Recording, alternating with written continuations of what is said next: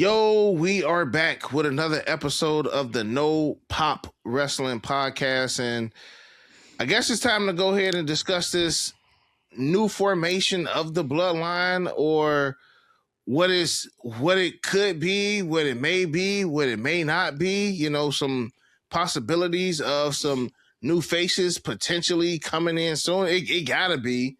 I feel like the last couple additions to a Bloodline team, well, let's just say the MFTs, it didn't go over the best. So I feel like now that I'm going back to their roots, because we already know. Let's just go ahead and say it. Zilla Fatu is definitely rumored. I want to say he's been in the developmental fighting down there already. So it's happening very soon. I'm just trying to figure out at what point. Like, will this happen prior to Survivor Series? Will it happen after Survivor Series? Where will he fit in?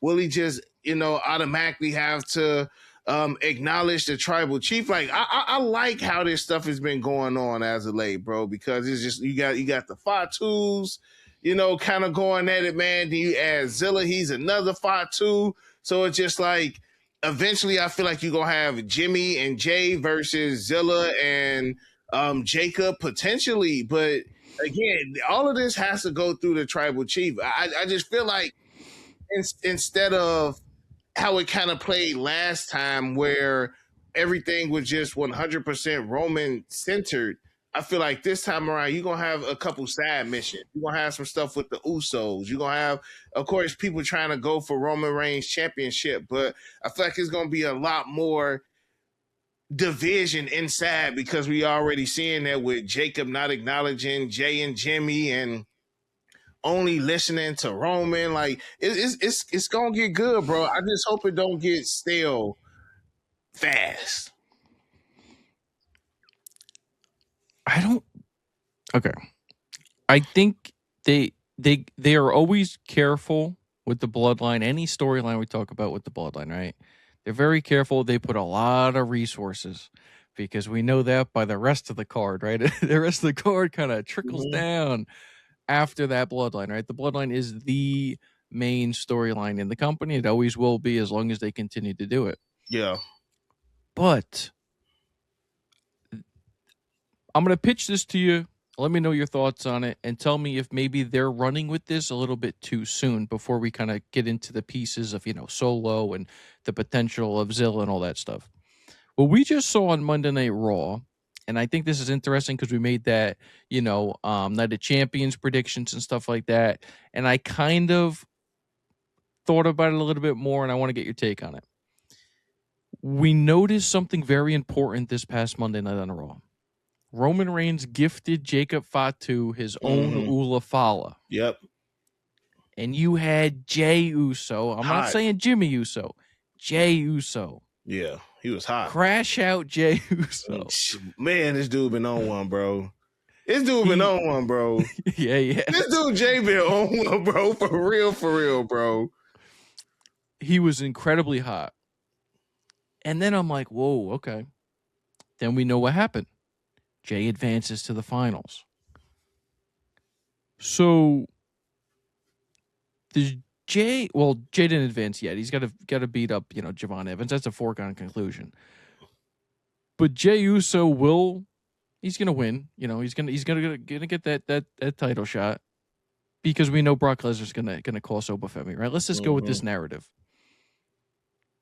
Is there a scenario that we get Crash Out Jey Uso and we get a Batista moment where he's got to pick between Raw and SmackDown, and he goes against the Tribal Chief? I think it's too soon. I like that. But I imagine if we built up to it. That could have been money, bro. Yeah, I mean, do we got enough Fatus to do this? Like, that's my thing. Do we got enough? Because again, you got potential Zilla supposed to come in. Solo, like I low key forgot about Solo, but Roman and Jacob kind of already got that in the plans.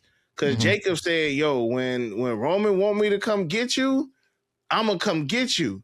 And then Solo was like, Hey, tell him to come find me himself. Like, one thing we forget, Solo done already went head to head with the tribal chief a couple times. Like, yeah, I mean, he took them L's.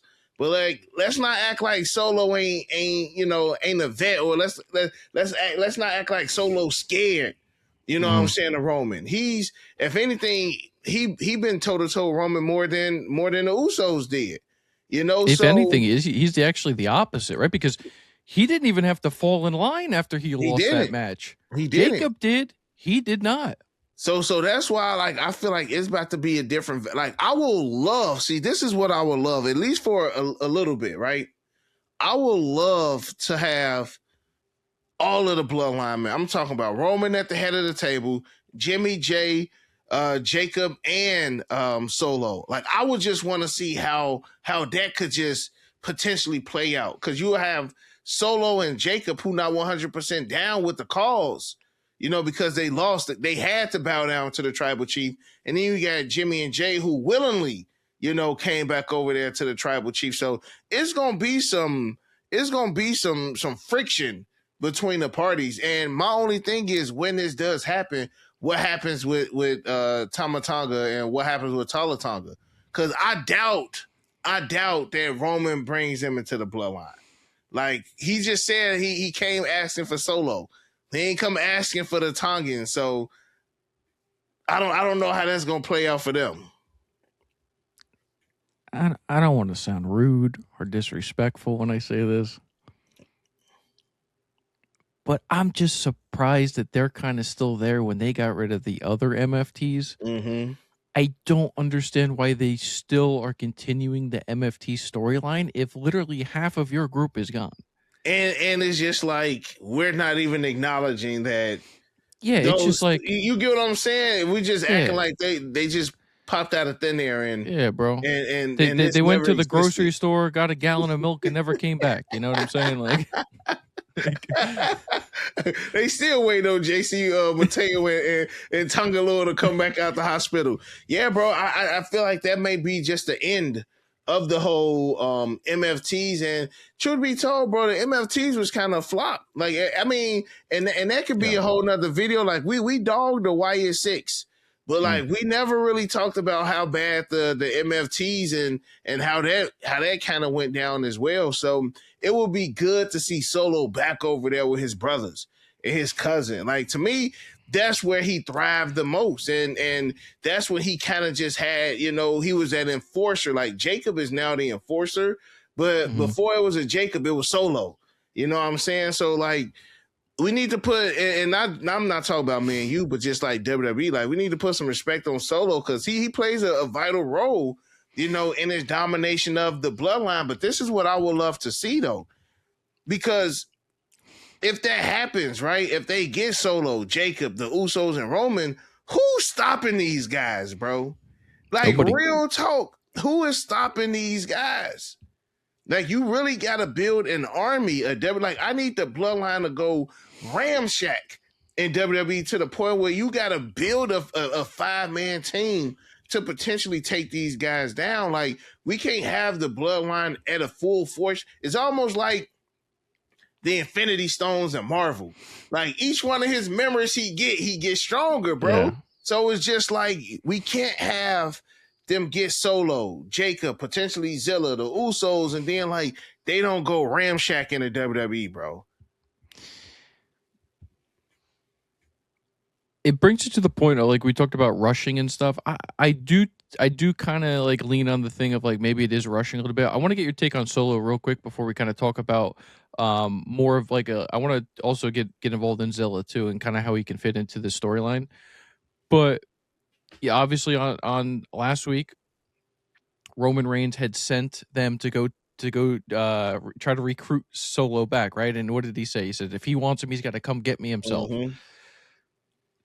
First, are you surprised Solo didn't get a major push after carrying the company on his back for 6 months before Roman Reigns returned at SummerSlam? What was that, 2 years ago? I'm very surprised that he almost fell into a mid-carder. I understand what they tried to do with him with the MFTs and build like his own version of a bloodline and make him that guy. It didn't work because the other guys, let's be honest, they weren't stars. But where where and how they not learning from this? Same with the YS6. You can have a group. Mm-hmm. But if these guys are not stars, and we, I mean, Tama Tonga will probably be the biggest star other than Solo in that group. But who's really putting respect on his name like that? You know what I'm saying? Like in Japan and stuff, like, yeah, but like WWE, they didn't do him justice enough for him to like be that. Like Jacob, they did a great job with Jacob. They did a great job with Solo. So it's just like how they missed it with the Tongans. I don't know. You know what I'm saying? But yeah, I am like, I'm surprised Jimmy ain't had a title by now. I'm surprised Solo. Well, Solo did have a U.S. championship, but he only had it for a hot second. You know what I'm saying? He had it for a hot second. Like they definitely could have gave him a nice little title run, but they didn't. So yeah, I am a little surprised. I'm definitely surprised. I'm a little surprised they're going in the direction of, like you said, of forming this like Avengers style group quickly. Roman Reigns just won the championship at WrestleMania.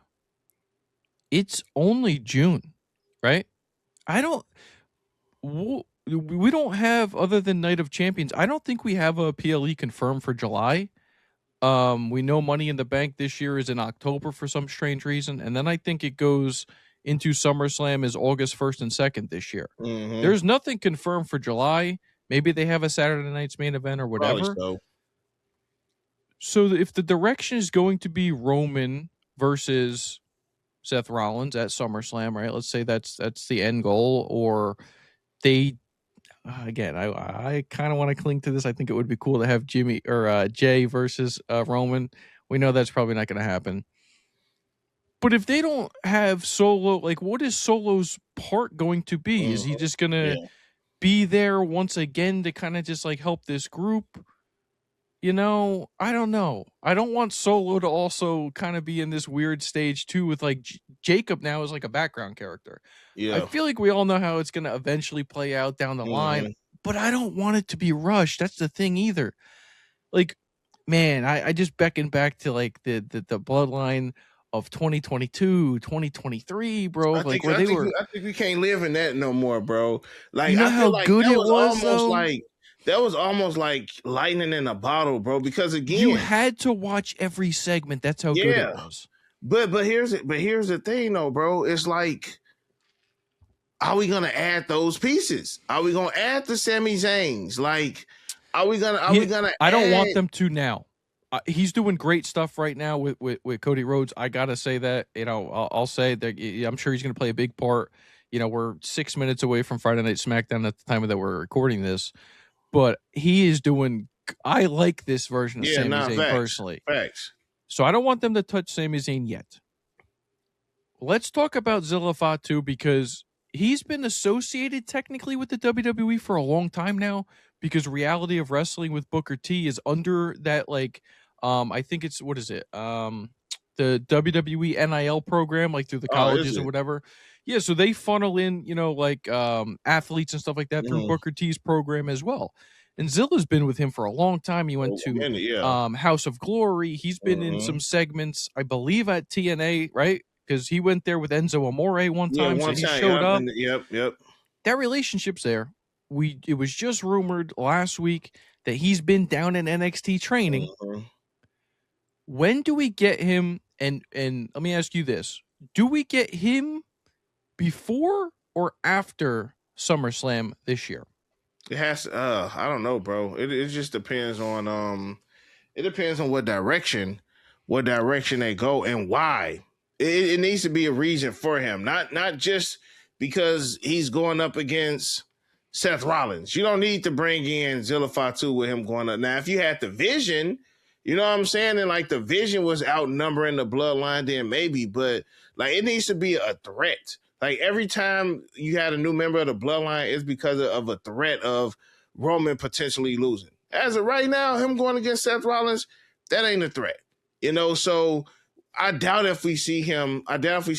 Truth be told, bro, they might go the Solo route and have my man's in NXT for a little bit, you know, but before he get that main roster call up, like, it could happen, bro. And when you think about it, like, I wouldn't be surprised if it did happen. I think that would be such a bad. I wouldn't be surprised on how they do things now, but I think that would be a really bad way of introducing him to the WWE fans. I just think it would. I mean, the storyline is right there, bro. Why are you going to have one of the main pieces now over on NXT, not associated with them? It doesn't make sense. You talk about Solo Sikoa, right? He was down in NXT. Mm-hmm. Wasn't really known in NXT, right? He was the, what was they call him, like the Street Fighter or something? Yeah, He was something like like this that. boxing Yeah. gimmick. Mm-hmm. He made that impact when he debuted on the main roster immediately as the enforcer, part of the Bloodline. We knew Solo Sikoa then. We don't want to know Zilla Fatu is running around in NXT, bro. We want that guy in the Bloodline. We want him to make an impact. I respect that, and I feel the same way. The reason why I say that is his relationship with Booker T and NXT. You know, that's one. Two, I feel like when they have introduced, and maybe because I'm going off of the MFTs, it's always they didn't get introduced on NXT. They did it, but that may be a reason for them not to just introduce Zilla straight to the main roster. Because when they did the instant, you know, the JC Mateo, the Tama Tonga, the Tonga Loa, the Tala Tonga, like. Yeah, as we say, guys, I mean, we rebranded the podcast. They would be considered a no pop. No pop, bro. No pop at all. So, like, if they had Zilla run rampant, I mean, and truth be told, NXT will need some, like, they need some star power now. Like, we don't really, you know, touch bases like that on NXT, but right now, with the call-ups that NXT just had for the men roster, they need a heavy hitter name down there to just even, I mean, we got, hey, keep it buck, we got Tony D'Angelo as an NXT champion right now. You know, like, yeah. You get, like, as far as, like, major, like, and I'm saying that to say, like, I cannot see them bringing Tony D'Angelo up anytime soon. And he's the number one guy. You know, we knew Trick was ready. We knew Oba was ready. We knew Javon was ready. Ethan Page, I don't know if he's the number one guy, bro. They got that other guy down there. You know, he's big, he's bad. He'll body slam your dad. I actually like Buddy, though, bro. I actually like him. I actually like Mason Rook. But, again, as far as Zilla, I feel like they can go both ways. Like, yeah, they can have him, but by doing that, it needs to be on some how they introduce Solo, how they introduce Jacob, and how they, you know, how they could potentially introduce Zilla as a monster that just came in and dominated. But it gotta make sense though. And the only way I can see this is if it's like a Bloodline member versus a Bloodline member, and he's coming in and picking a side, or if, like, man, I don't know, bro. Like, Roman is in this close to losing his championship, and bam, now it's a threat that we need to bring. He needs to be introduced when a time is needed. Yes. Jacob is down. The Usos is down. Roman is down. Who's going to help to save? He needs a save the day moment. That's what I'm trying to get to. He needs to be introduced with a save the day moment, make his huge impact, and bam, that's how we do a Zilla Fatu. But it got to make sense. And back to, like, what I asked you, I personally think SummerSlam. It's the best time to do it. He's there. He's already there, bro. If the rumors are out there, the internet ruins everything. Let the guy do it at SummerSlam. So just call Seth Rollins a championship. Yeah, man. Yeah. Maybe. Hey, after three curve stumps, you know what I'm saying? Because that'll be the only thing that take Roman out after, like, 3 curve stumps, and then he just pop up and hit her with a flying, you know, Samoan Spike, call it a day like that. I mean, yeah, maybe, Yeah. maybe, you know. But y'all let us know. Y'all let us know how WWE should introduce Zilla Fatu to the Bloodline. What role should Solo Sikoa play? What should they do with the MFTs? that is a great point, though. It is, right? I mean, there's usually a couple cuts throughout. I hate to talk about this stuff, but there are a couple cuts throughout the years, right? I mean, I think, like, it's usually like 2 or 3 big waves of cuts in one calendar year. I mean, if Solo gets back with the Bloodline, I honestly do not see a reason to keep those guys. And I hate to say that, but it's true. I mean, so yeah, it's very interesting. But Let us know your thoughts down below in the comment section. And maybe more importantly, let me know your thoughts on what this SummerSlam matchup is going to be. That's like the big factor here as well. So let us know that. Let us know what you think about the Bloodline. When does Zilla Fatu debut? Anything else, man? That's it, bro. All right. You got your boy Dylan. Got your boy Break. I'm out. Peace. Peace.